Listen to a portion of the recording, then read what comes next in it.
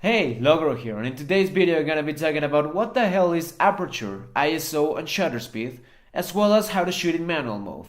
So let's get to it.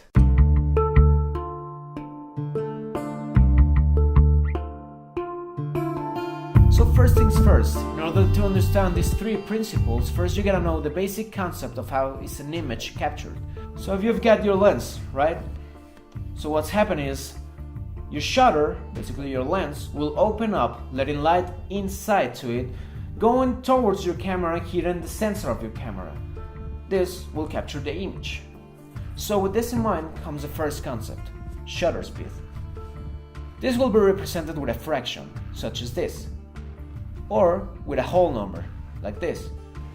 This means your shutter will be open for 1/215th of a second. That's pretty fast, right? So if we keep going down the dial, you'll see that two apostrophes will appear next to the number, such as this. This means that your photo will now be taken for seconds, not just fractions of a second, but for whole seconds. So this will be 3 seconds. That's pretty slow, right?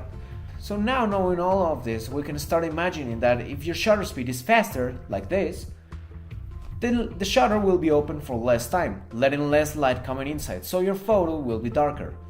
And vice versa, if your shutter speed is slower, more light will come into your lens, so the photo will be brighter. A quick tip, when going on less than 1/16th of a second, your camera can start to get a little bit shaky. Well, your photos will start to look a little bit shaky and blurred, so just be very stable on that, keep that in mind. So with this we can start getting some interesting effects. With a fast shutter speed, you'll freeze everything. You can freeze movement, you can freeze water, you can freeze people running or cars passing by. And with a slow shutter speed, we can see light traveling from places to places, or water all blurred because of the movement. So now it comes aperture. What is this? Aperture is how open is your lens. So basically how much light is letting into the lens and into the camera. This is represented by f-stops. So as confusing as this may sound, the higher the number, the closer or narrower the aperture will be, and the lower the number, the more wide it will be. So on f3, it is a quite wide open aperture, and on f11 would be a very close and narrowed one. So the amount of f-stops will depend on your lens. The ones that can go wider are usually the most expensive ones. So with this in mind, the wider the aperture, the more light is coming in, and the narrower the aperture, the less light is coming in. So wider, more light means brighter, narrow, less light means darker. But that's not all that comes with aperture.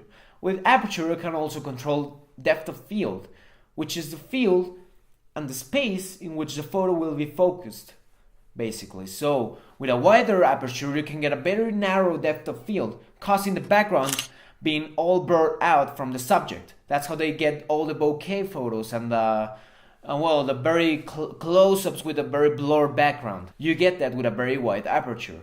And with a more narrow aperture, you get everything in focus because the depth of field is bigger, is way bigger. So you get everything sharp in focus.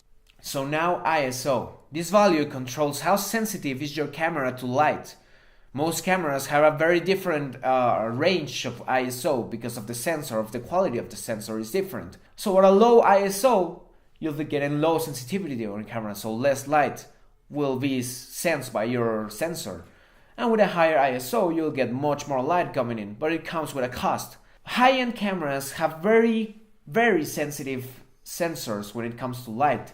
So at higher ISOs, they don't have much problem. But low-end entry-level cameras, such as my Rebel T3i here, have a quite not so good sensor. So when you go to higher ISOs, you get a very grainy photo or a very grainy video. So having all of this in mind, a higher ISO is a brighter photo, and a lower ISO means a darker photo.